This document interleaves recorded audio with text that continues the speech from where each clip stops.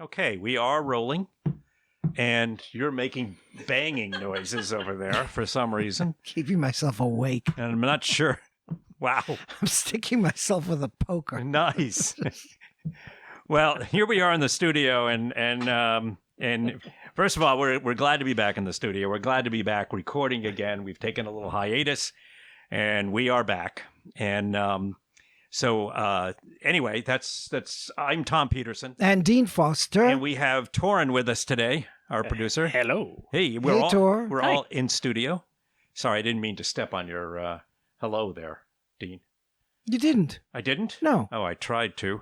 All right, well, so we've been trying to figure out what the heck we should talk about in this podcast. And I'm thinking we should talk about something that is currently notorious. The cymbals. Of? Well, I'm not talking about an instrument in a band. I'm talking about, yeah, thank you. Thank you. Cymbal section came to life. Well, actually, we'll probably need that from time to time. Yeah.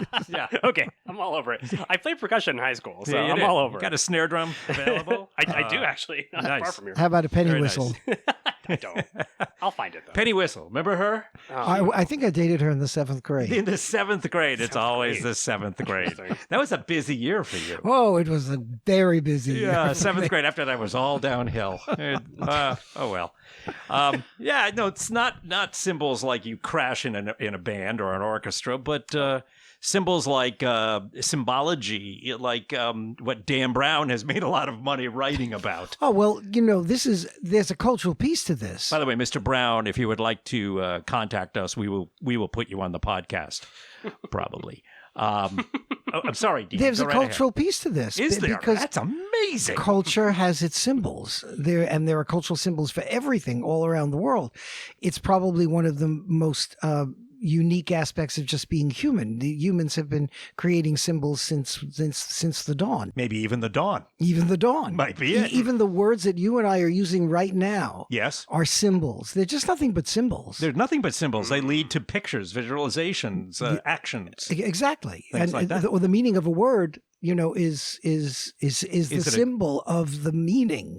A word is the symbol of its own meaning. The symbol means nothing on its own. People have to give something to it in order for it to mean something. Exactly. This is Well, we summed that up quickly, didn't we? All right. No, we didn't. Good night, everybody. No, we just opened the door. Could somebody shut the door? It's killing the sound in here. This is semiotics.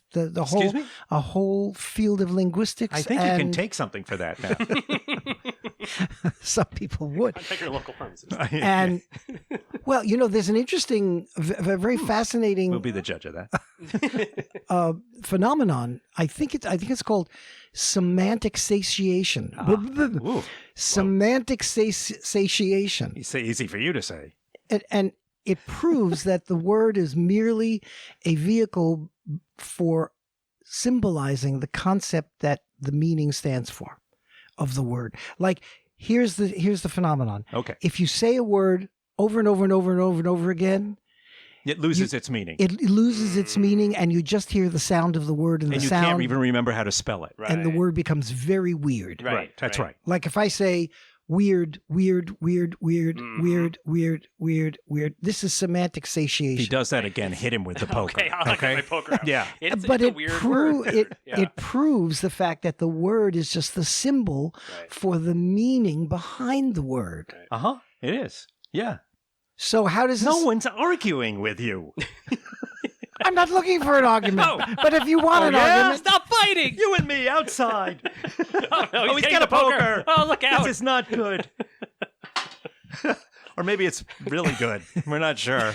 So what's the cultural piece to this? I don't know. That's your game. Cultures use symbols all the time. Yeah.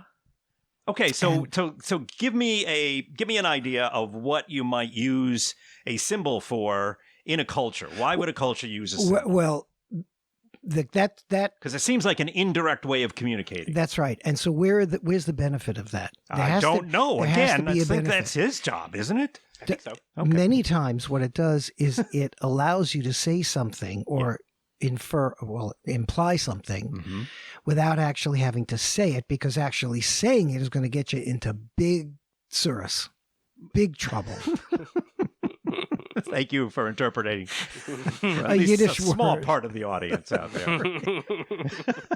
So if you can't say it directly, Uh-huh. you use a symbol that implies it, Ah, right? So one of the things that comes to mind, and we've discussed this in other episodes, is hand gestures. This is the most obvious symbol. okay. If you don't say something, you can't. I'm not responsible for having said it, but I indicated it with a gesture. Sure. And we're all familiar with the scatological hand gestures. Sure. Some right? are acceptable and some are far less acceptable. And the fact that Right. the same gesture might have different meanings in different cultures. Right. And I think we discussed this in think we previous we episodes. have Yeah. discussed this. Yep. Well, the same thing. So that's one of the reasons to avoid association of guilt with something that's going to get you in trouble. Right. Okay. So you say it's a code. Yeah. It's a Yeah. code. Now, the trouble with codes is that you have to understand the code in order to be able to interpret it the way the sender meant. Right. So unless I'm also part of that information, if I'm a member of the same tribe, if I'm a citizen of the same country, if I'm on the same side of an issue as you are, I probably know the code. Mm-hmm. But if I'm not, I'm outside of that. Yeah. And being outside of it is good for the insiders because they're not going to get in trouble with the outsiders. But being on the outside is also not so good for the code because it means that not everybody understands it. I have no idea what side I'm on now. Am I in? Am I I out? think I'm outside. I think right now, yes. Am I? Yeah. Okay. Well, get that door open and let me There were back a lot. in. There's a coded message. There's a lot. Yeah, that's not coded at all. I hate to say this, but I think I actually followed you on that. Yeah. For those of you listening, if I were you, I'd rewind and go back at it again. Just listen again. Yeah. And listen again until all the words lose and their then meaning speed it up so whatsoever. that Dean sounds like a chipmunk. That's even better. Okay. It'll look like we have a billion listeners, so please go ahead. Listen many times. We don't. Hold on. What? Just So many things are codes. How we dress is a code. Okay. How we wear our hair is a code. Hair and is remarkable for its coding. Really? For the message that it sends. The way we choose to wear our hairstyles. It's coded to indicate whether or not you are of a certain group, or Sure. not of a certain group. Of the colors that we use to dress with, the colors that we use to identify our identity or association with a particular group. Throughout history, we've got tons and tons of different examples of this. I mean, I think back to the War of the Roses in England in the 14th century, 1500s. You had the War of the Roses, the white rose and the red rose. Right. And so everybody knows which side you're on. You know? Right. Symbols are like emotions. Symbols are to society as to emotions are to individuals. They're shortcuts to understanding something. In other words, individual emotions through evolution gave us the ability to feel something in response to a particular situation, which allowed us action to And you deal can with group feel that. It becomes that you can group feel it at that point, and you're part of that group. Right. And that's where culture comes in. Okay. Right. But even pre-culture, just as when we were Neanderthals, the whole When idea. you were a Neanderthal. Go ahead. I have 6% Neanderthal. You had to tell us that. We knew that. we know. And I pretty much think knew that. I think the average is like 4%. Is that right? Yeah. Well, I wondered why you were always walking around picking up berries and things like that and eating them. Don't short sell the Neanderthals. Well, I did. I actually short sold them some of my stock. Yeah, you it was you a good sold deal. it the wrong They're time. pretty stupid. Well, They don't know the stock that's exchange. probably fine. Then it went up. Right. That's right. It went up immediately. Yep. It was a smart move on my part. Well done. Oh well. Well, so emotions are shortcuts to giving us information as to what to do in a particular situation. Instead of having to intellectually try to figure out, what's the best thing for me to do given this situation, our emotions give us action. Now, sometimes we act on our emotions and it doesn't solve the problem. It makes the problem worse, which is why we've developed intelligence subsequent to the evolutionary development of emotion. Mm-hmm. Symbols do the same thing. Yeah.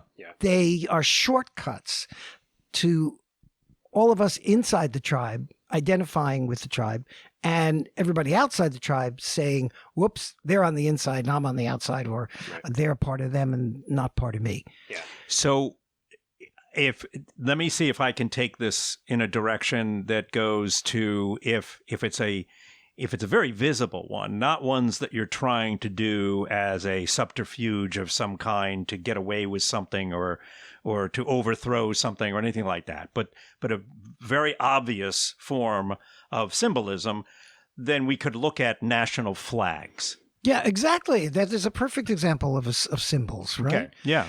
And let's take a look at the current situation with Ukraine. Okay. Right. The colors of the Ukrainian flag, yellow and blue. Aren't they? Yes, yeah. Right. It flew out of my mind for a second. I was thinking of the fact that the Neanderthal part of his mind. Right, we had just gone through. It went berries. We just gone through Easter and Passover, and I went to a Passover Seder last week, and they had the egg, which is a symbol, a very ancient symbol on the Passover plate of the rebirth of spring. Right. But the host of the Seder dyed the Easter egg the Ukrainian colors because it is a holiday, a festival of freedom. Yeah. All right. So those colors, the blue is the sky, it's the symbol for the sky, and the yellow is the symbol of the sunflower, which grows all over Ukraine. Huh. Okay.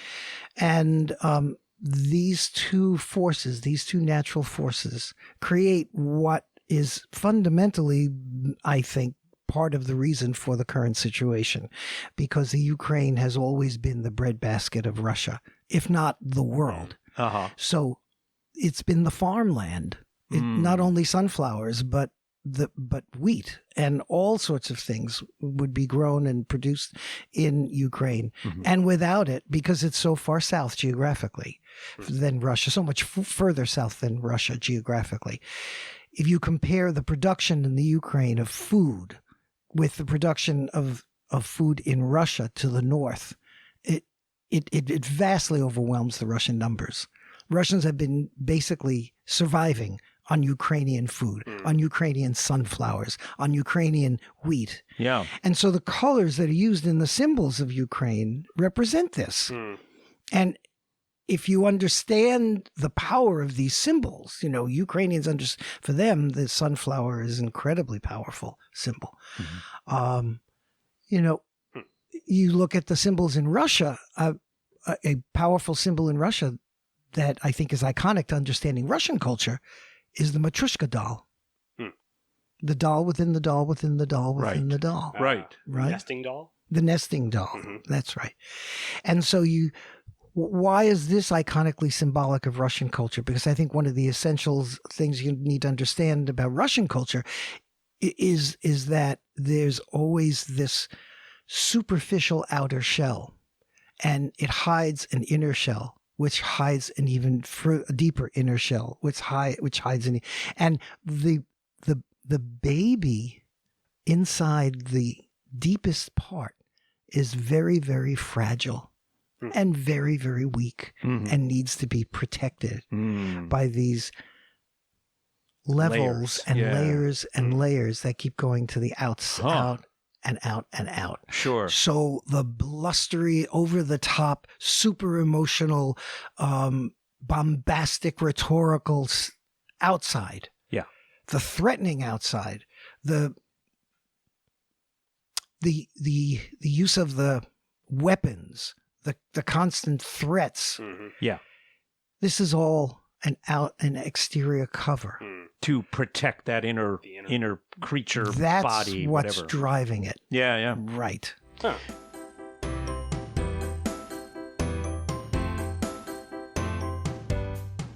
We look at Russia. Russia is a very large country. There's got to be, as there is in other large countries, the United States, China, others, there's going to be differences across there. Moscow is a far more Western city than much of the rest of the country. Geographically, it is, yes. Yeah. And so is it, and I don't know, maybe it's not easy to know this because it is still Russia and it's somewhat secretive, but across the country, is there a reason to believe that is there a disconnect from the forces that are running things now and making these decisions? Is there is it symbolized in any way in that, or is that just another enigma of Russia that we really don't know much about? Well, the vast lands within Russia are super underpopulated. And we're looking at tundra. We're looking at a lot of just vast land area, but not too many people. Right. And then there are other areas where there's lots and lots of people. Right. Yes. Okay.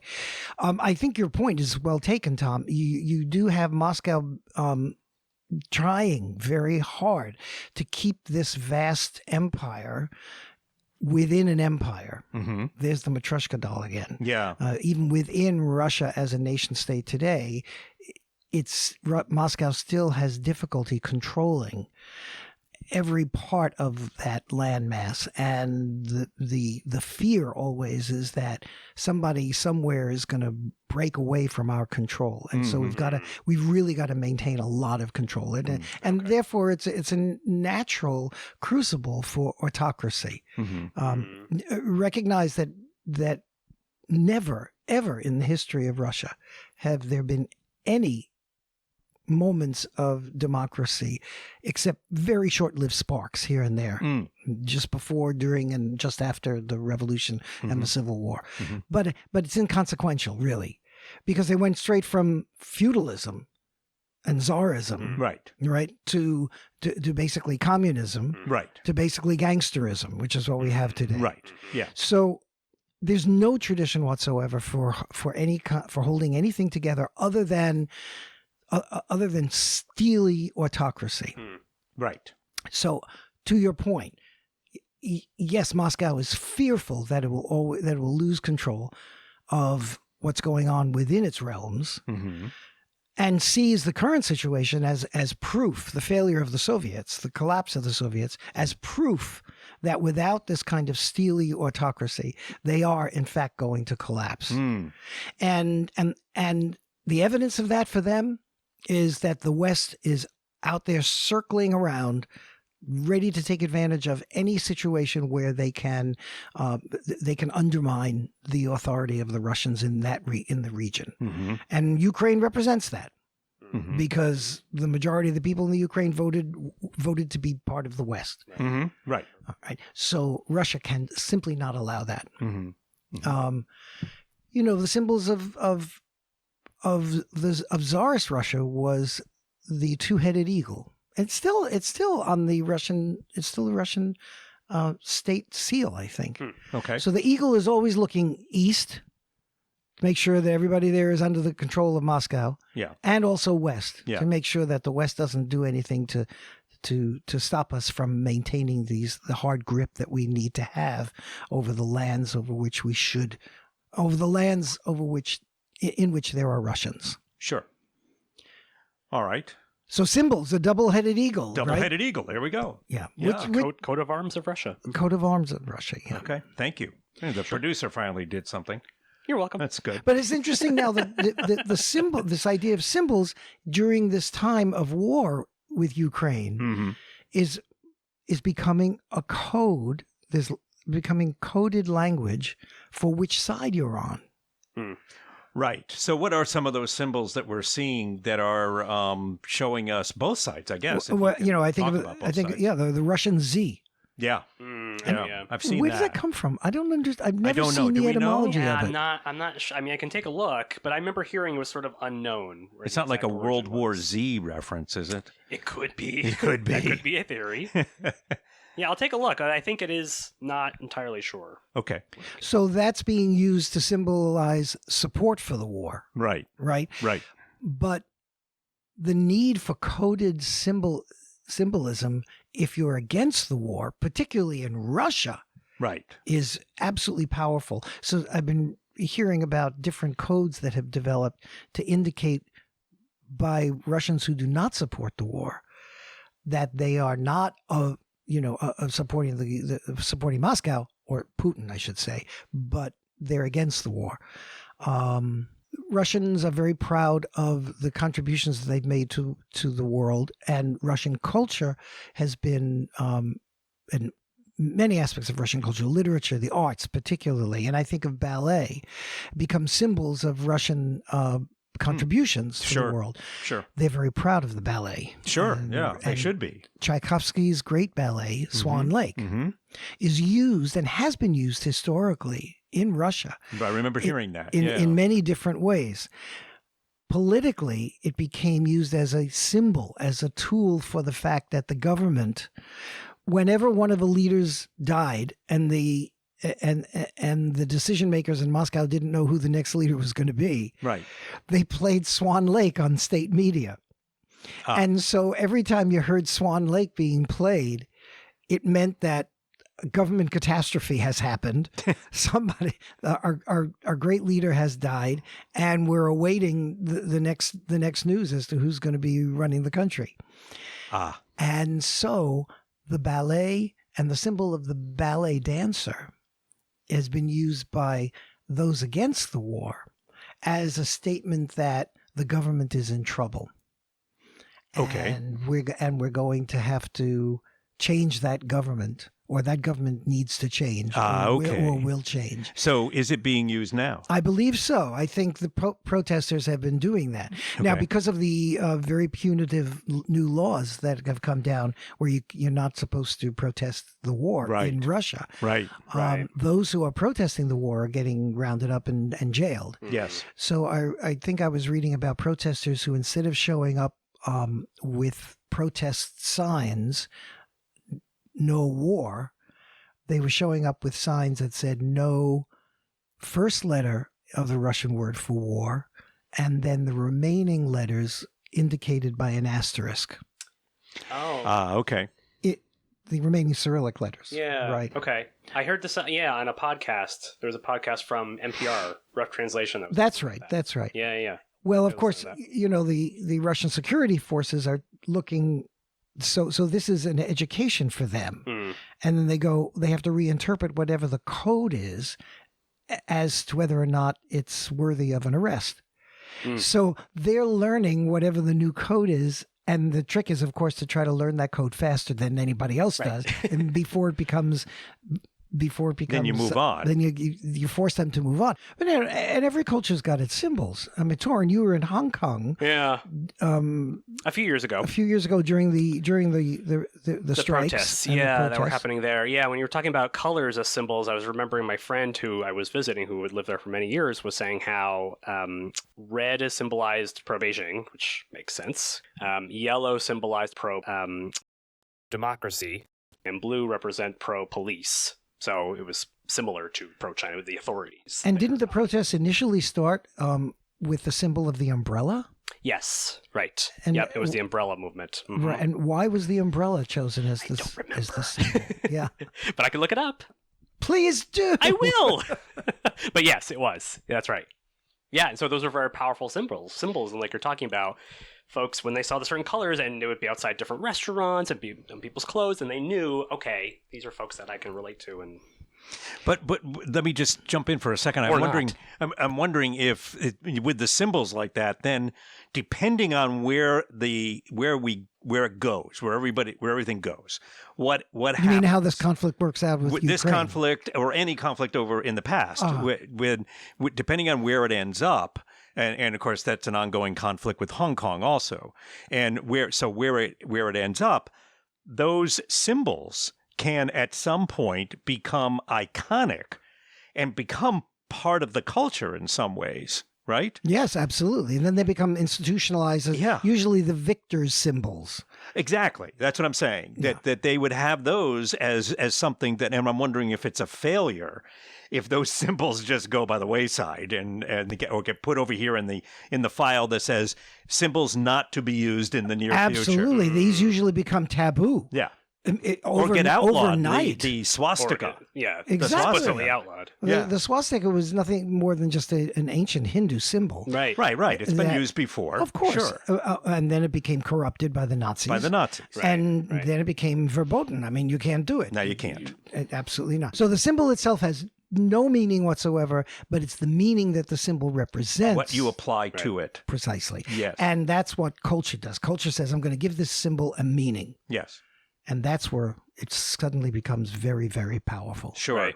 So I remember now, my friend did tell me this. So umbrellas were popular in the protests because they could be used to people could protect themselves against tear gas being fired by the police. So they served a purpose, and then they became a symbol from that. Very interesting. Yeah. The Z, by the way, in Russia, so there are theories, that's not clear, but there were Zs put on the Russian military tanks to avoid friendly fire. And so it's believed that it just came, and then it just really, the Z stood out. So the Z was saying, just it's us, not them, and so leave us alone. Why wouldn't they use the Cyrillic Cyrillic it served a R? purpose. I don't know. But it seemed to serve a purpose, and so then it just became a symbol for... Yeah. That's a good question. It may have meant something else also within all of that. Yeah, it seems to be unclear. Yeah. Yeah, we don't know at this stage. Yep. Huh. Well, why are we talking about symbols and culture? Why? Because... Oops! Your culture's showing.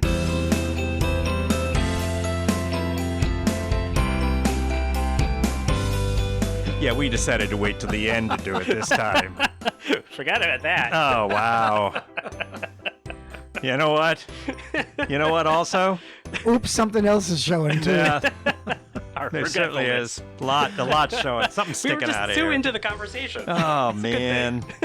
Wow. Well, we are of a certain generation, and we are of at least I am. Well, speak for yourself over there. And you know what were the cultural symbols in our because in my generation I can vividly remember the confusion and the intensity of the 60s. Well, there's one major one that was there. And that was driven by symbols.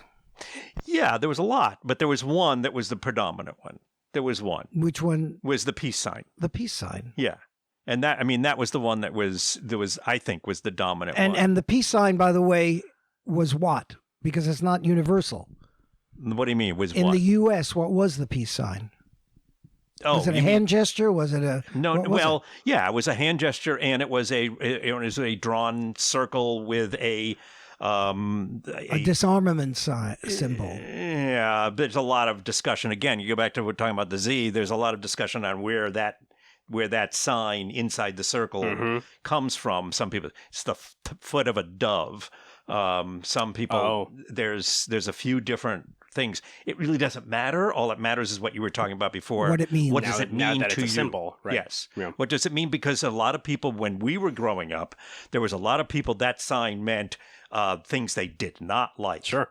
They were afraid of, and that they did not like them. And then you can look back at it in kind of the quaint way of looking at the 60s and the early 70s and think isn't that cool?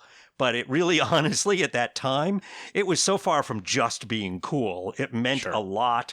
And it meant a lot on both sides. Sure. And there was a lot of pushback on that, and a lot of dislike about the peace sign as well. And the hand figure of the V, two fingers up, palm with your side palm towards you. Yes. Yeah, like it has to be palm out. Saying two, yes. Palm in is a whole. Well, in England that was a problem. In Britain, but yes. In the United States, nobody cared. But in here it was.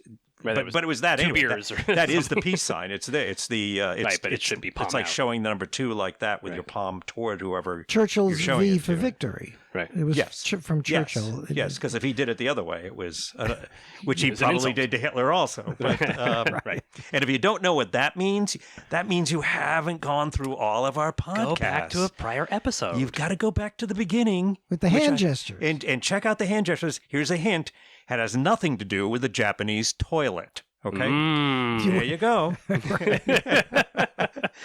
But as far as we know. Well, I remember as going through hearing it back then in the 60s. Yeah.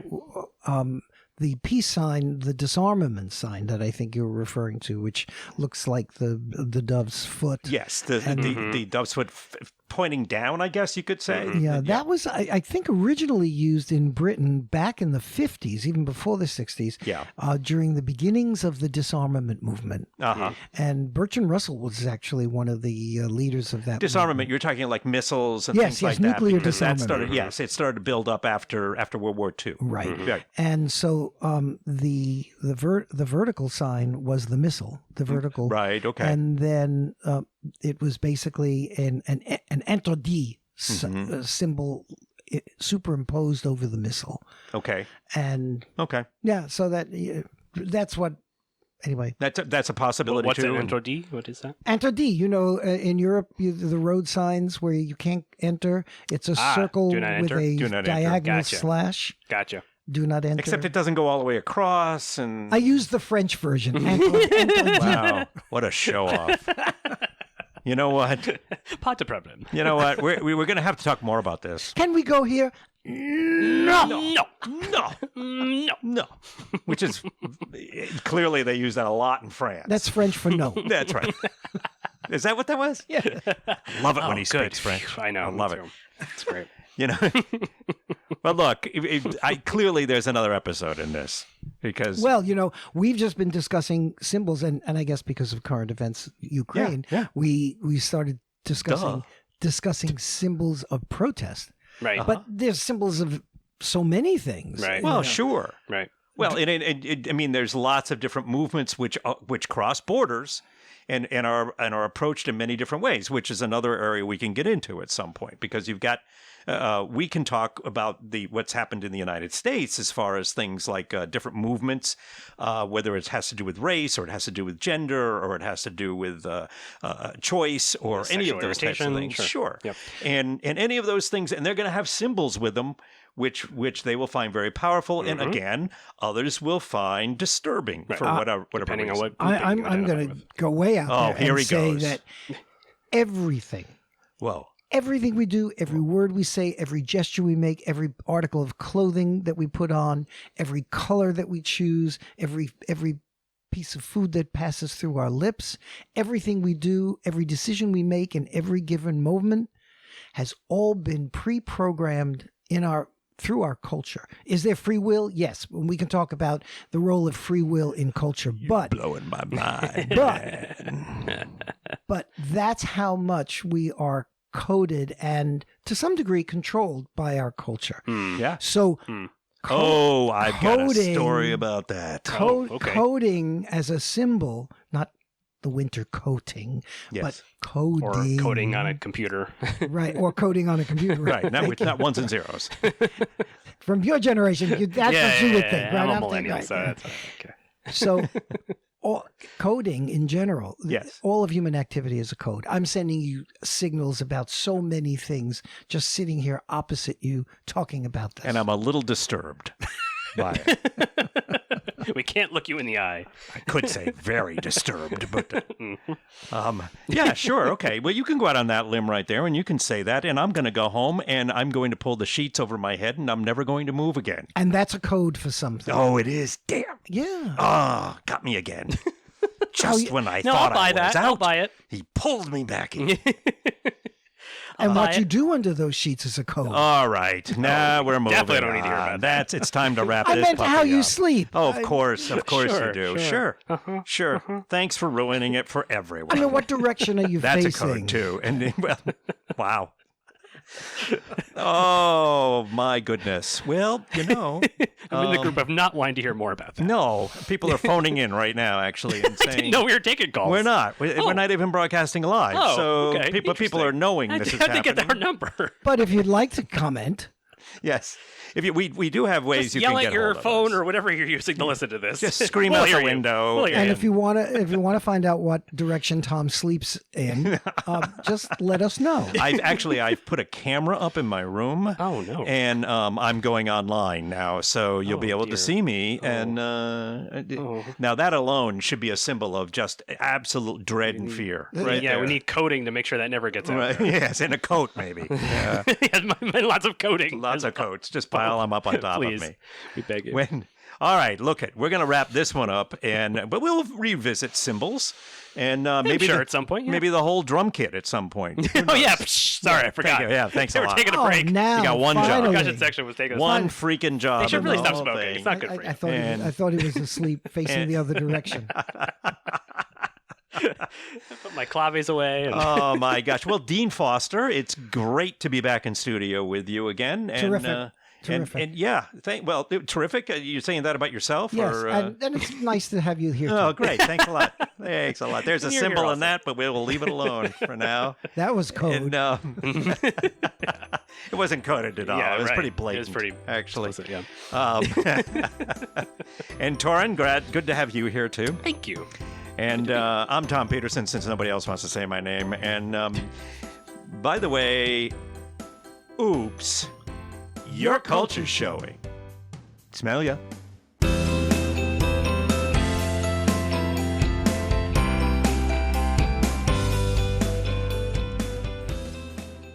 Okay, listen, the way to get hold of us is oopscultureshow@gmail.com. And our Twitter handle is oopscultureshow. Whether this is the first episode or the third episode or whatever episode that you've listened to, you should really subscribe. That's the best way to go, really, honestly. I know what I'm talking about. All right, so just subscribe through iTunes or through wherever you get your podcasts from. Subscribe. Thank you.